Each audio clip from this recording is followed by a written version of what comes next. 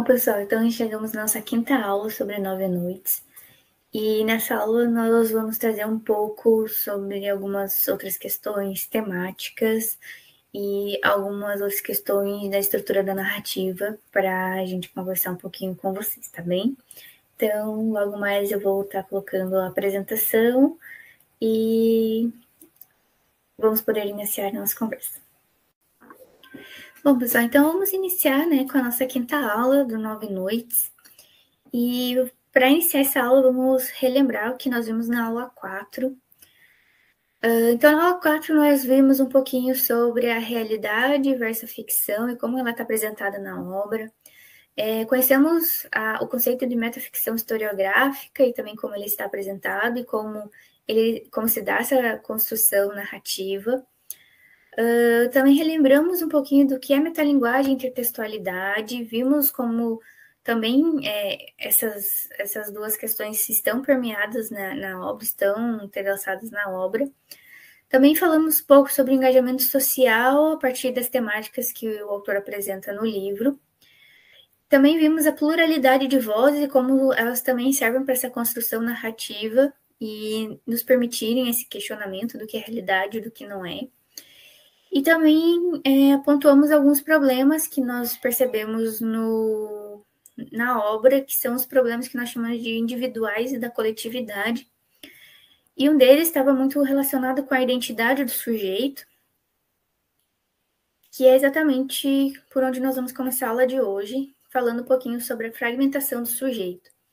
E para isso eu trouxe de uma forma mais ilustrativa essa tirinha que chama Fernando Pessoa e o Autoconhecimento, para a gente começar a nossa discussão. Então, na tirinha a gente tem 3 quadros. O primeiro tem uma figura ali meio embaçada, o outro já está um pouco mais definido. E no terceiro a gente tem essa figura um pouco mais presente. E o personagem do meio é quem está falando, nas 2 primeiras tirinhas. E ele fala assim: busco-me e não me encontro. Deus fez da minha alma uma coisa decorativa. Foi só um momento e vi-me, depois eu não sei se quer dizer o que fui. Não sou a altura que me vem, mas sim da altura que os meus olhos podem ver. Então, aqui está a intertextualidade com o poema do Fernando Pessoa, e a gente percebe que aqui é um desconforto desse sujeito em não saber quem é, o que ele está fazendo. E é exatamente uma das coisas que a gente pode discutir com a fragmentação do sujeito. Porque a fragmentação do sujeito, ela aparece muito com a contemporaneidade, eu diria, por conta da globalização e dessa vasta gama, quantidade de informações que nós temos hoje em dia. E isso também vem de um tempo em que uma pessoa acabou adquirindo várias identidades para ela. Então, uma pessoa que é pai, que é trabalhador de alguma coisa, que é marido, que é filho, que é empregado, que participa da igreja, e daí ali tem dentro uma função.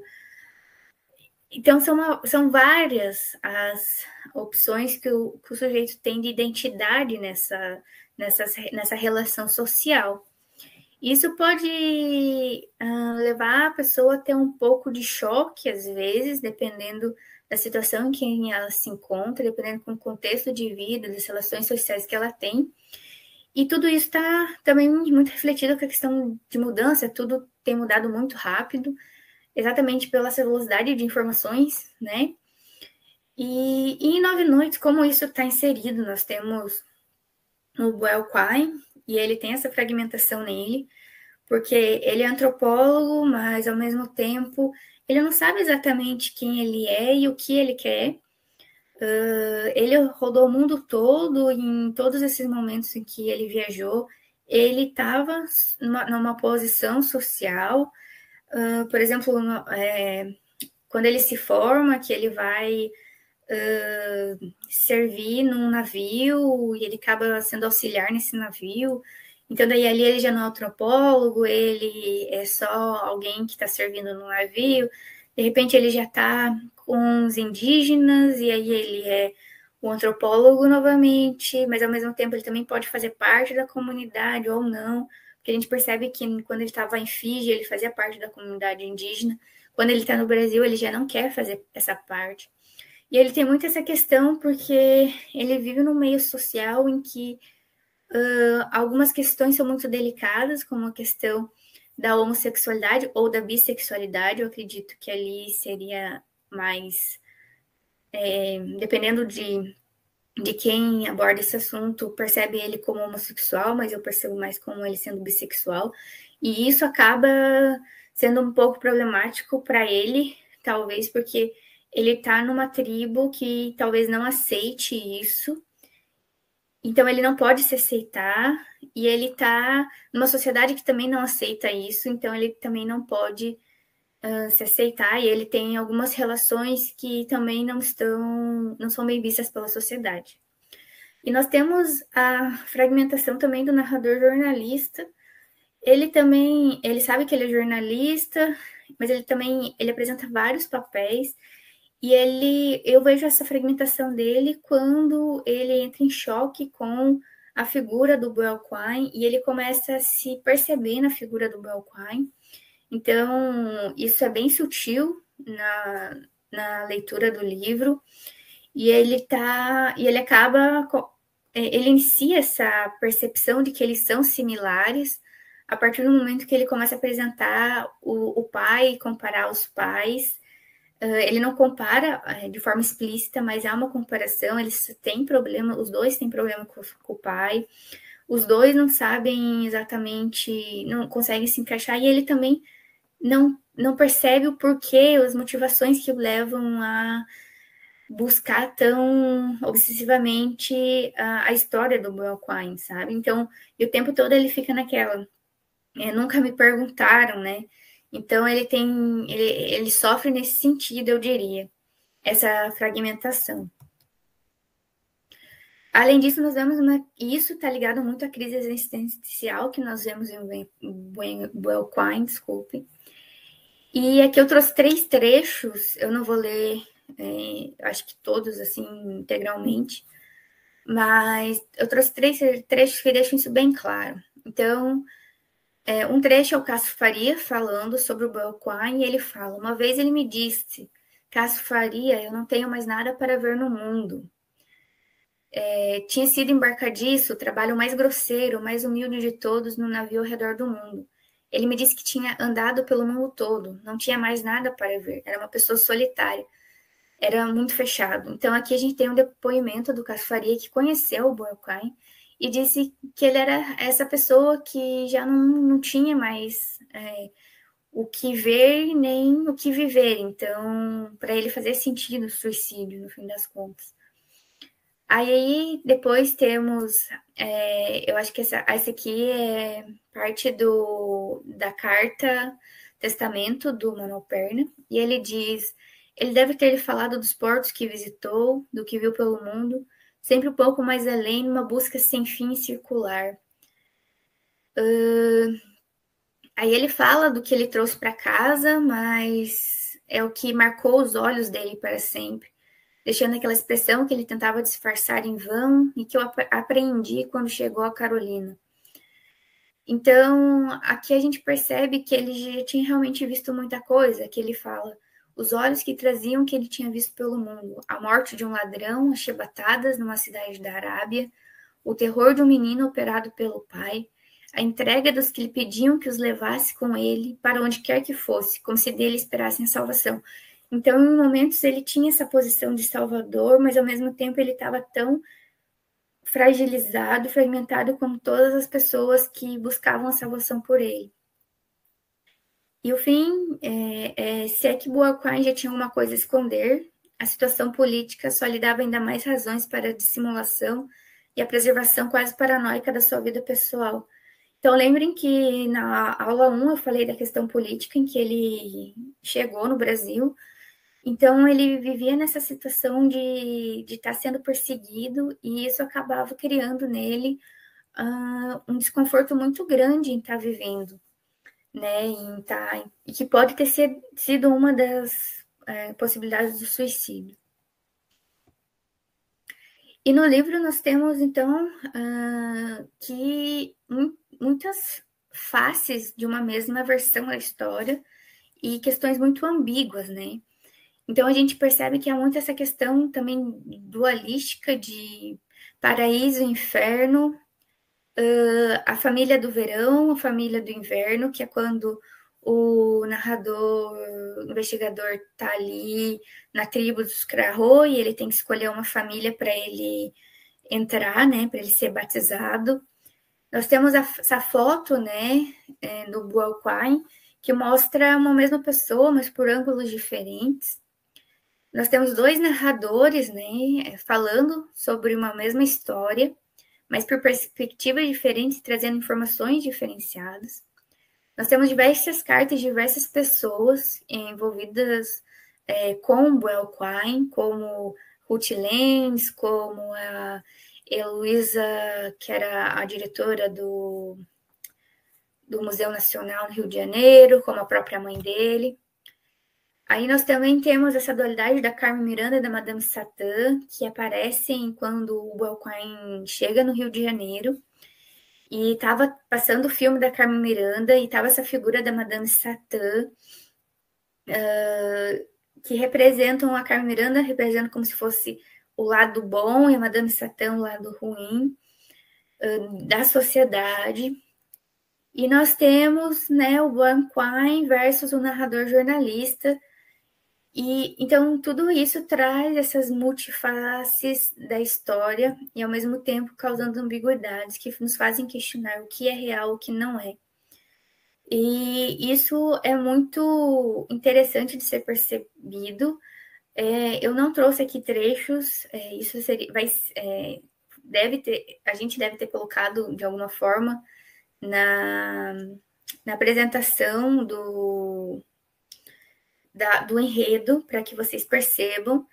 Então, aqui é realmente mais para a gente refletir e repensar e voltar no livro, quem sabe, para perceber essas questões, porque são elas que nos fazem questionar o tempo todo a realidade e a ficção presentes na obra. Gente, tenho certeza que vocês já se perguntaram por que o nome do livro é Nove Noites?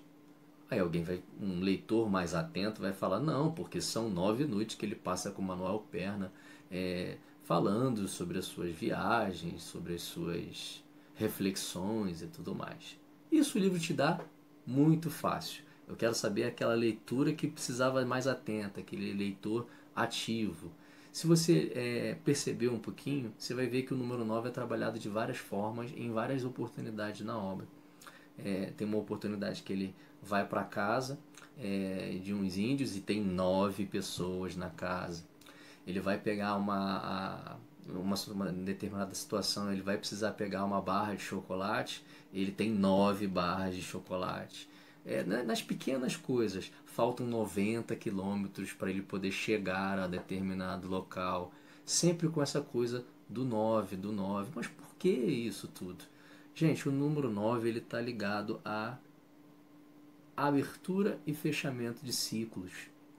E a gente, um dado curioso, eu não sei se é um dado real, mas eu acredito que não. No livro, se coloca que o Manuel o Boel Quinn nasceu a 1h53 da manhã do dia 31/5. Se você somar os dois, dá 9. O livro fala sobre a vida e sobre essa vida com muita treva, muitas trevas que esse cara passou. Por isso as noites é uma coisa que está escura, obscura, que dá medo. E o nosso protagonista experienciou isso tudo. A gente tem ali os 9 ciclos de Dante, da ida do inferno até o paraíso. Ciclo. Gênesis 9.9, pode procurar. Fala sobre a aliança que Deus fez com o povo, ou seja, ciclo. Nós temos a novena, as novenas que são feitas, as 9 são círculos de orações. Na época se a gente pegar da ressurreição até Pentecostes, são 50 dias. Durante 40 dias, vocês conseguem verificar isso em Atos. Jesus apareceu para os apóstolos. Depois de 40 dias, ele aparecendo, o Espírito Santo desceu. Ou seja, se a gente tirar esse dia que o Espírito Santo desceu, 50 menos 41 dá 9. Ah, mas beleza. E por que 19? 19 também é um número, não sei se vocês se ligaram. O número de capítulos do livro são 19. 19 é o número que tem os últimos números únicos, né? O 1 e o 9. Ou seja, a gente tem a abertura e o fechamento do ciclo. Perfeito. Isso foi só um aperitivo do que a gente pode extrair de significação, de simbologia em 9 noites. Queridos, representação indígena em 9 noites. Vou deixar alguns excertos aqui extraídos do livro, mas não vou ler para a gente poder economizar o tempo de aula. A gente vai falar mais ou menos ali qual é a visão que se passa do índio. A gente, em alguns casos, a representação indígena já se dá desde a publicação do livro, na capa. Acima a gente tem ali o que seria a foto do autor, Bernardo Carvalho, aos 6 anos de idade, como um índio. E os índios nessa obra são tratados de maneira com chacota, eles não são heróis, eles são obtusos, como diz ali o segundo parágrafo. O barman fazia troça do cacique, chamando os índios de raquíticos, dizendo que os pedidos deles não têm fim, que eles têm uma cultura muito, muito estranha. Ou seja, o índio é muito, muito ofendido nessa obra. Ele é uma visão não do autor, tá, mas das personagens, retratado, talvez, talvez não, com certeza querendo uma significação. E essa significação vai vir de vocês. O que é essa representação, esse tipo de representado índio significa na obra, e o porquê que o autor fez esse tipo de abordagem? E aí a gente vê que não é só de chacota, não é aquela coisa brincando, não. São ataques pesados. A gente vê ali mais uma vez chamando o Brasil de selva, né? Selva da América do Sul, dizendo que o amigo ia para a selva quando ele estava vindo para o Brasil e ia estudar os índios. A cultura brasileira seria marginal e a escória do Brasil vive dela. O Brasil, por sua vez, sem dúvida, absorveu muitas das marcas mais desagradáveis das culturas indígenas com as quais teve contato inicialmente. Essa é a visão do antropólogo reclamando ali que o comportamento dos índios e dos brasileiros, no Rio de Janeiro também, ele reclamava bastante. E fazia ataques pesados, não era só brincadeirinha, não. O que isso pode trazer de significação para a gente, né? Essa abordagem do índio? Tenho certeza que o autor não quis só falar mal do índio por falar, né? Isso aí a gente tem que extrair algum significado disso.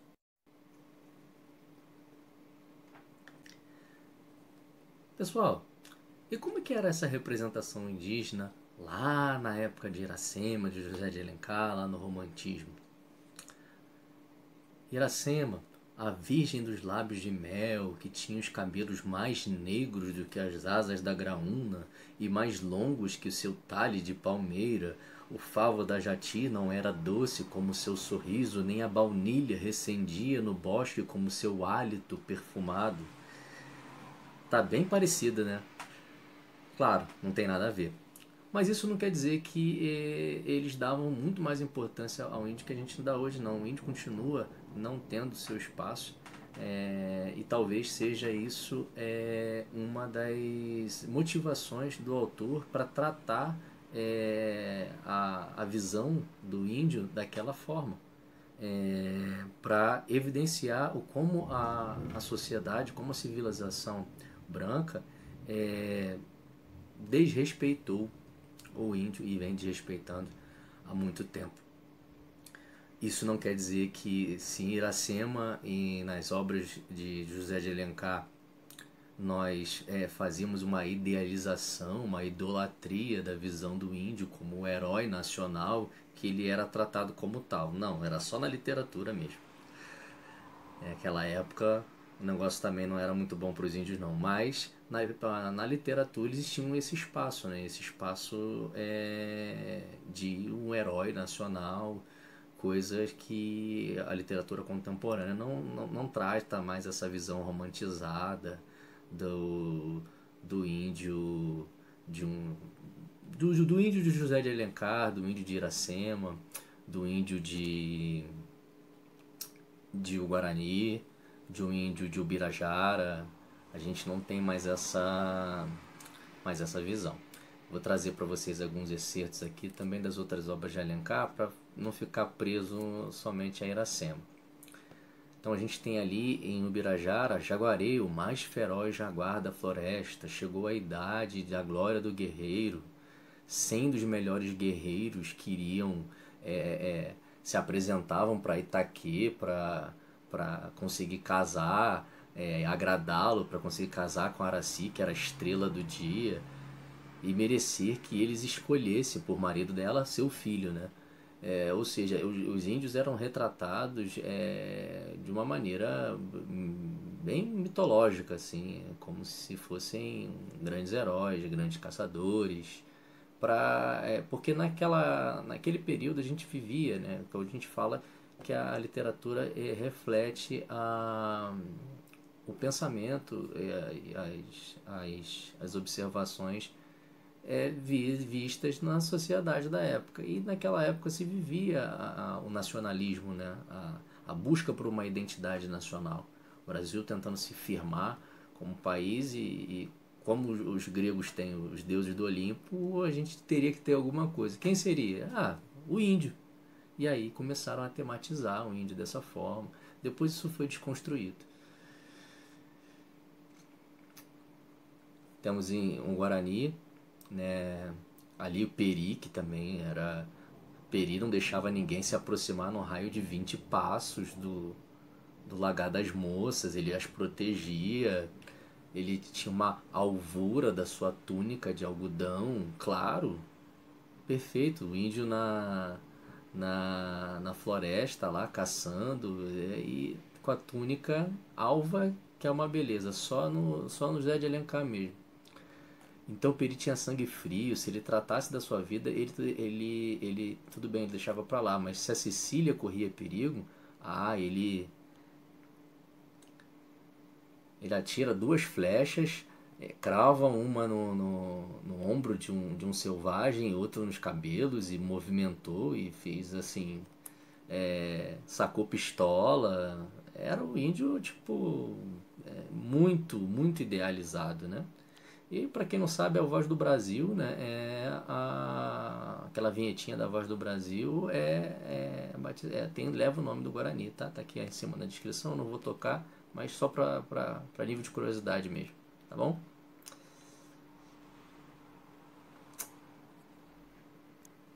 Boa noite. Em Brasília, então eu vou tocar. 19 horas. É isso aí, gente. Era só para vocês saberem.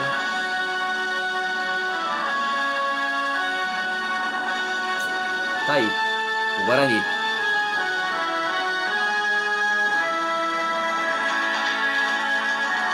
Esses são os destaques da edição de hoje da Voz do Brasil. Então ficou como curiosidade, eu não ia tocar, mas acabamos tocando. Agora vamos falar um pouquinho sobre multiculturalidade e aculturação. Gente, para a gente tratar de multiculturalidade e aculturação, eu acho que nada melhor do que eu tentar falar alguma coisa aqui é trazer o escritor Daniel Munduruku para falar para a gente sobre a invenção do índio. E a palavra índio é uma palavra inventada, é uma palavra criada é uma palavra que foi sendo reproduzida ao longo da nossa história para, obviamente, identificar os primeiros habitantes do Brasil, né? Mas é uma palavra que não diz quem eu sou. É uma palavra que normalmente diz o que as pessoas acham que eu sou.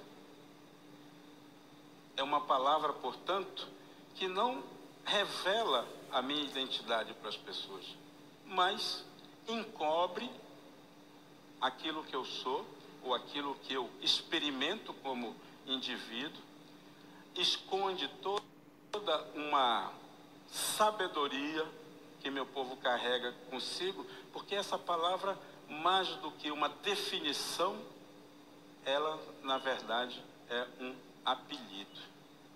Um apelido que nos colocaram. E vocês sabem, e eu sei que vocês sabem, que não existem apelidos positivos, né? Então é isso, né? Subjugaram a cultura indígena, deram esse apelido, acharam que tinham que civilizar o índio sem perguntar o que ele queria para ele, né? E a gente chegou a esse estágio que a gente está brigando por demarcação, brigando por respeito ao índio, enfim. A obra trata sobre isso nas viagens de Boel Queen, do jornalista, os grupos de diferentes culturas, tem indígenas de diferentes lugares, ou seja, é um erro muito grande você acreditar que a população indígena é uma cultura só. Não funciona assim. A gente branco também não homem branco não é assim, né? Cada povo tem a sua cultura, eles também têm a deles, né? A intertextualidade, as percepções culturais dos alunos de antropologia, né? Isso é interessante. A vivência da infância do narrador jornalista, né? Participando daquilo ali no Xingu, ele com 6 anos, junto com os índios lá, as questões governamentais do Estado Novo, né? O Estado Novo é uma repressão muito grande, né? E querendo catequizar de qualquer forma os índios, era assim, sob coação, o governo de Getúlio do Estado Novo era assim que eles agiam. E a questão também do meu aniversário, né, de 11 de setembro, que também aquilo ali é uma questão cultural, né, um ataque ao terrorismo daquele jeito, porque você não respeita a cultura do outro, né, e a gente tem que aprender a se respeitar, se a gente quiser achar que a gente é civilizado. Então tem alguns excertos aqui, né? Na obra fala assim que os índios adotam quando eles recebem na aldeia, eles esperam que você também os adote quando eles vão à cidade, sendo que é muito mais os índios vinham muito mais à cidade do que eles iam à aldeia, então ficava o antropólogo achava desproporcional isso, e ele achava que ele era filhos dele, eram como filhos dele. E essa questão da paternidade também ela é trabalhada na obra, à medida que todo mundo está meio que procurando um pai, né? Os índios esperam de uma salvação, o próprio Balquem também tem uma questão de paternidade dupla, muito confusa, né? Isso também é trabalhado na obra, de certa maneira.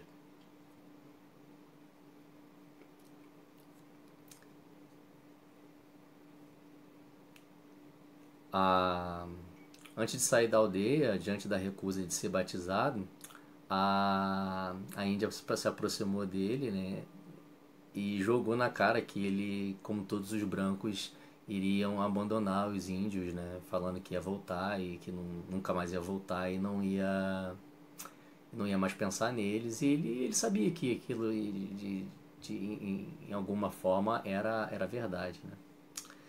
É possível ver como é que era a questão da aculturação, né? Tratando mais uma vez esse mesmo slide, mas agora sobre um olhar diferente, do Brasil como uma selva. O Brasil tendo herdado das culturas indígenas marcas desagradáveis. Olha que nefasto esse tipo de coisa. E a obra visa a instigar a reflexão sobre isso. Agora vejo vocês na aula 6, a nossa última aula, para a gente poder fazer as questões referentes ao que a gente estudou até agora na obra. Até mais!